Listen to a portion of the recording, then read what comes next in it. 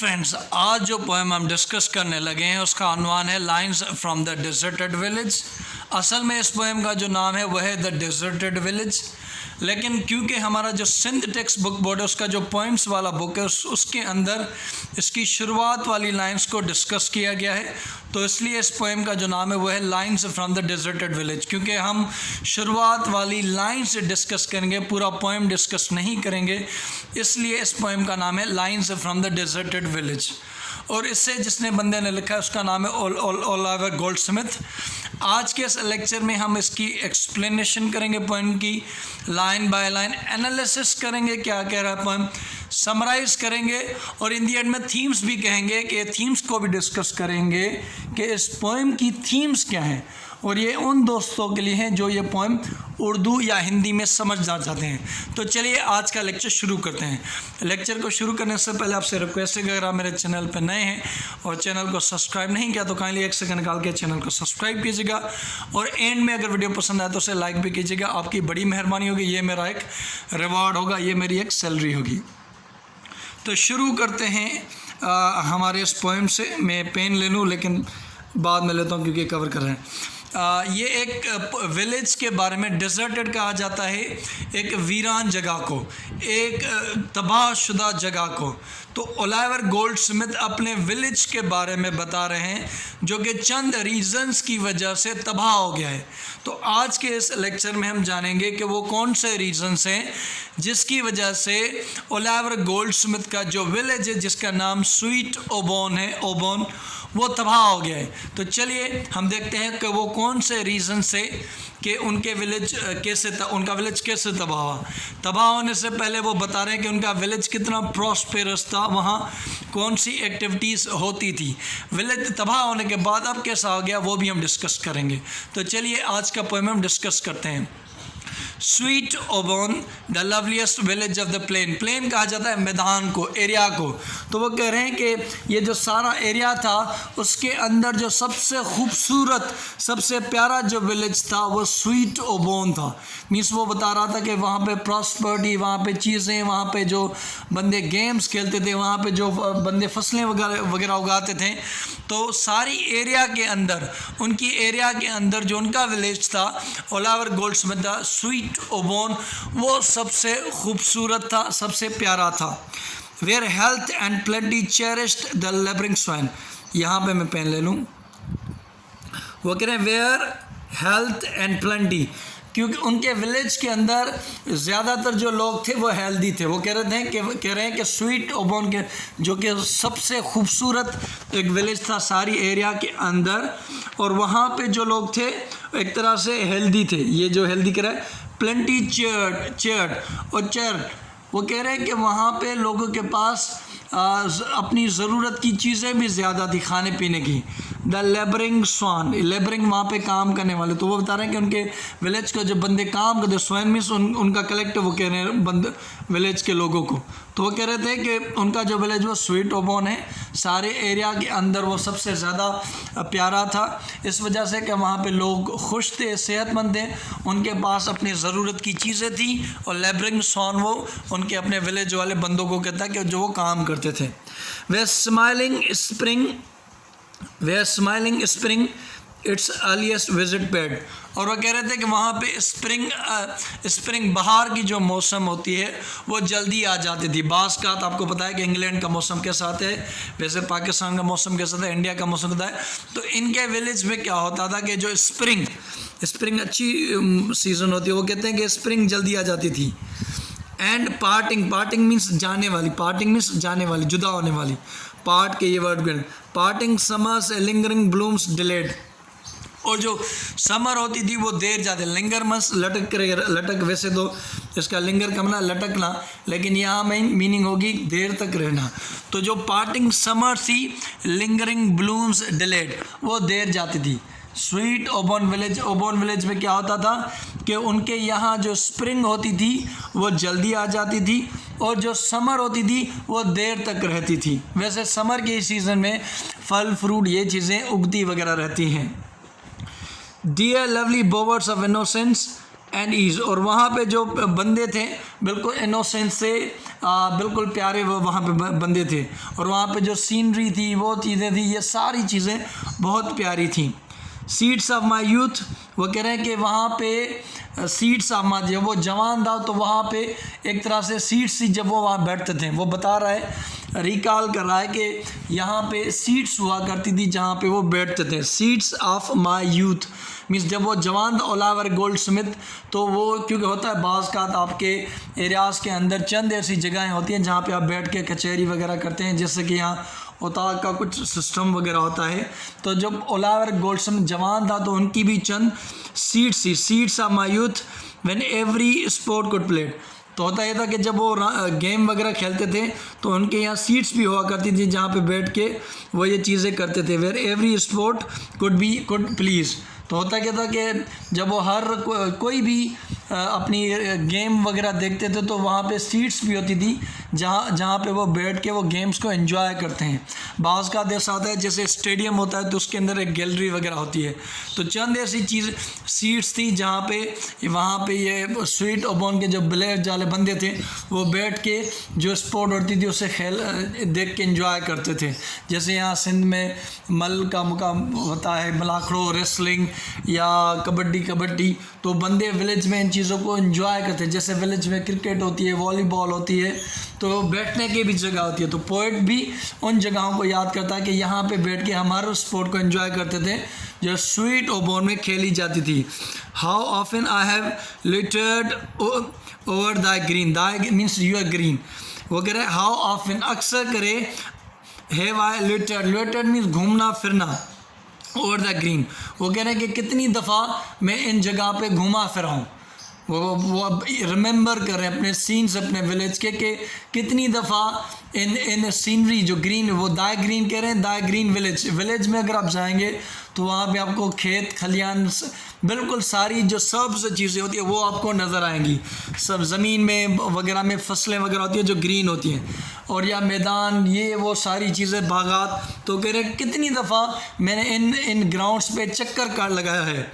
Where humble happiness endeared each scene, where humble happiness, और वहाँ पे खुशी मिलती थी, इंडियर्ड ईच सीन, जो हम हर नज़ारे से लेते थे। क्योंकि जब आप विलेज में जाते हो तो वहाँ पे बहुत सारे नज़ारे होते हैं, तो वो कहते हैं हर नज़ारे से उनको एक खुशी मिलती थी, हर नज़ारे से उनको मज़ा आता था। अब हम थर्ड पे कवर करिए, हमारा है आगे, how often have I blessed the coming day. वो कहते हैं कि मुझे कितना अच्छा लगता था हर आने वाला दिन कितना ब्लेसिंग वाला था, रहमत वाला था। हर दिन जो था, ऐसा नहीं कि कुछ दिन अच्छे होते थे, वो कहते हैं कि हर जो दिन होता था एक तरह से ब्लेसिंग होता था, कि वहाँ पे वो खुश होते थे, हर आने वाला दिन ब्लेसिंग होता था। When toiling remitting, toil means मेहनत करना। बाज़ का विलेज में अंदर बहुत लोग बहुत काम करते हैं, अपनी ज़मीनों में, अपने खेत में, अपने खलियान में वो बहुत काम करते हैं। रिमिटिंग मीन्स रेस्ट करना।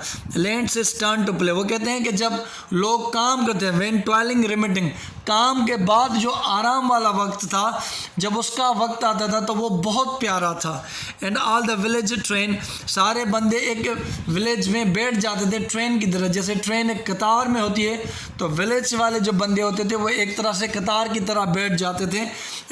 बाज़ का तो आपने देखा होगा कि जब कोई एक तरह से मलाखड़ो वगैरह बंदे कराते हैं, मल वगैरह खेलते हैं, रेसलिंग खेलते हैं, तो सर्कल बना के बैठ जाते। तो यहाँ पे भी जब काम के बाद, ज़मीनों में काम के बाद एक ब्रेक का टाइम आता था तो उसमें सारे विलेज वाले बंदे कतार करके बैठ जाते थे, फ्रॉम लेबर फ्री, जब अपने काम से फ्री होते थे।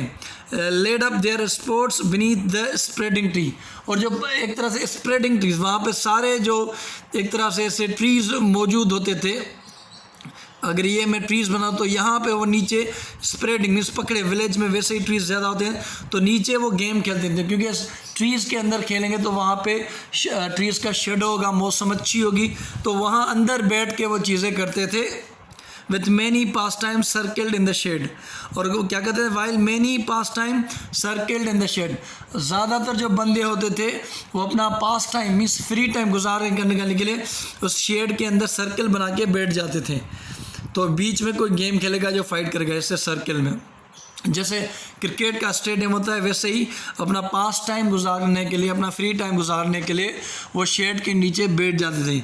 The young contending is the old servant. वैसे भी ओल्ड बंदे गेम खेलते तो नहीं, तो होता क्या कि वो ओल्ड एज एम्पायर का काम करते हैं। वो चेक करते हैं कि ये कैसे खेल रहे हैं, सही खेल रहे हैं, स्कोर देते हैं। तो ओल्ड सर्वे, सर्वे मीन्स चेक करना। तो वो ओल्ड बंदे जो होते थे गांव के, वो एम्पायर बन जाते थे हर गेम के, कोई भी गेम। लेकिन जो जवान बंदे थे वो गेम खेलते थे। फिर वो चाहे उनकी कोई कबड्डी हो गई, रेसलिंग हो गई, कुछ भी हो गया, तो उनके जवान जो लड़के थे वो गेम खेलते थे, और उनके जो ओल्ड एज वाले बंदे थे वो एक तरह से वहाँ पे उनको देखते थे। And many gambol frolicked over the ground. और मैनी जो थे अपने कलाबाजियाँ, अपने काम करतब वगैरह सिखाते। And many gambol, gambol means करतब करना, फ्रोलिक मीन्स मज़े वाला, ओवर द ग्राउंड। तो मज़े वाले वो करतब करते थे, एक्टिविटीज़ करते थे, काम करते थे ग्राउंड के ऊपर, जहाँ पे ओल्ड उनको जज करते थे। And slides of the art and feats strength were round. तो होता क्या था, ताकत दिखाने का। बाज़ का आप अपने जब कोई गेम वगैरह खेलते हैं तो उसके अंदर ये होता है कि आप अपनी ताकत, जैसे आर्म्स रेसलिंग होती है जिसमें दो बंदे अपनी ताकत को शो करते हैं। And slides of the art and feats of strength went round.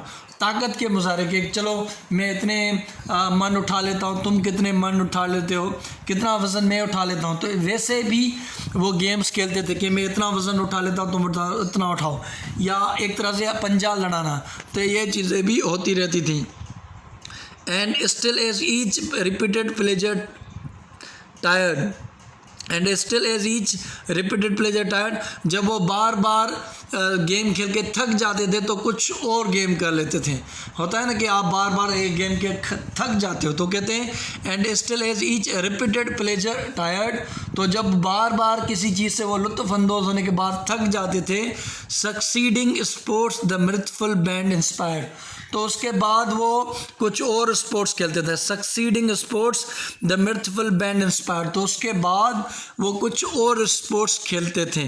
The dancing pair, और होता यह था कि वहाँ पे लोग डांस का भी मुकाबला करते थे, मेल फीमेल जो होते थे वो डांस भी करते थे। दैट सिंपली शॉर्ट रिनाउन, और वो आम तौर पे बिल्कुल मशहूर थी उनके एरिया के, उनके जो डांसिंग बंदे थे वो डांस करते थे। The dancing pair that simply short renown, वो मशहूर जो डांसिंग पेयर होते थे वो डांस भी करते थे। By holding out tyre each other down होते। और ये भी था एक तरह से डांसिंग पेयर भी था, लेकिन एक तरह से आपने जैसे मल का नहीं सुना, रेसलिंग का, वो भी होता था कि कौन किसको पहले नीचे गिराता था, वो भी थे। By holding out to tire each other down, तो कौन पहले किसको गिराता है। तो वो कहते थे कमर में एक तरह से कपड़े को पकड़ के तो ये दोनों खेलते थे और नीचे गिराते थे। The swain mistrustless of his smutted face. और दूसरी जो गेम खेलते थे the swain, swain means villager क्या करते हैं, मिसट्रस्टलेस क्या करते हैं कि जो बंदा उनके यहाँ होता था, बंदे होते थे ऑफ हिज सिमेटेड, सिमेटेड मीन्स ख़राब करना फेस। बाज़ का क्या होता है कि अगर कोई बंदा सो रहा है तो आपने उसके मुंह पे थोड़ी रंग लगा दिया, कालक लगा ली। तो विलेज वाले बंदे ऐसा भी काम करते थे। इंजॉय करने के लिए वो क्या करते थे कि दूसरों के फेस पे कुछ रंग वगैरह लगा देते थे। Swain means villagers mistrustless of his smutted face. और उसे पता नहीं होता था जिसके ऊपर ये कलर लगा था, उसे पता नहीं था कि उसके ऊपर उनके विलेज वाले जो साथी हैं, उनके जो दोस्त, उन्होंने कलर रख दिया है। While secret laughter tittered around the place, उससे क्योंकि पता नहीं होता था, क्योंकि वो सोया हुआ था तो उसके ऊपर उन्होंने कुछ रंग वगैरह लगा लिया। तो बाद में जब वो चलता था तो उसके पीछे वो लोग हंसते थे। While secret laughter tittered around the place, तो वहाँ पे जब ये गुजरते थे जगह थे तो पीछे से कहाँ लाफ्टर होना शुरू हो जाता था। तो बाज़ का हमारे टाइम में जब हम बच्चे हुआ करते थे तो होता था कपड़े के पीछे को हम पेपर वगैरह टांग देते थे, या चेयर पे च्युइंगम वगैरह बंदे रख देते थे। तो ये चीज़ें भी, या आप चेयर खींचते हो, तो वैसे ही ये गेम्स होती थी कि वहाँ पे स्ट्रीट ओवर में जो बंदे थे वो अपने दोस्त के यहाँ उसका फेस काला करते थे। अब ये कह रहे हैं बैशफुल में शर्म वाली। The bashful version side long looks of love, ये कह रहा है कि वहाँ पे जो लड़कियाँ थी जो यंग थी, अनमैरिड थी, वो क्या करती थी अपने लव्स को, जिनसे वो प्यार करती थी, उनका प्यार का उनसे प्यार के कुछ फीलिंग्स थी, वो अपने प्यार को देखती थी। वर्जिन्स साइड वर्जिन्स अनमैरिड आप कह लें एक तरह से, इसकी और भी मीनिंग है वो डिक्शनरी में देख लेगा। Side long looks of love, तो वो लुक्स अपने प्यारों को प्यार वाली निगाहों से वो अपने बंदों को देखती थी जिनसे वो प्यार करती थी। अब ये बता कि आप ऐसे नहीं कि करें, वैसे विलेज में ये घर में नहीं तो ज़मीनों में खेतों में काम करती, तो वो इसी टाइम वो अपने जिनसे वो प्यार करती होंगी उनको देखती होंगी। अब ये वाली बहुत प्यारी है। बाज़ का जब ऐसी चीज़ें होती हैं तो वहाँ पे बड़े भी मौजूद हैं, तो वो देखते होंगे तो उनको क्रिटिसाइज़ करते होंगे कि आप गलत हैं। मेट्रॉन्स ग्लैंस, ये थे उनकी जो मदर होती हैं, the matrons glance that would those looks reprove means criticize करना। तो वो यंग वर्जिन लड़कियां जो अपने प्यारों को जिनसे प्यार करती उनको देखती थी प्यार वाली निगाह से, जब उनकी माँओं की नज़र उन पर पड़ती थी तो वो उनको क्रिटिसाइज़ करके एक तरह से ऐसा लुक देती थी कि आप उससे डिस्करेज कर, नहीं करो, ऐसा नहीं करो। बाज़ का तो वो ऐसा फेस भी बनाती होंगी जिनको वो क्रिटिसाइज़ करती नहीं। दीज वर दाई चार्म्स, अब वो कह रहा है कि ये सब कुछ था, गेम खेलना, काम करना, जजिंग करना वगैरह। दीज वर दाई चार्म्स, वर कह रहा है, आ नहीं कह रहा, ये तुम्हारे चार्म्स हुआ करते थे, ये मज़े तुम्हारे इस विलेज के हुआ करते थे। स्वीट विलेज, प्यारे विलेज।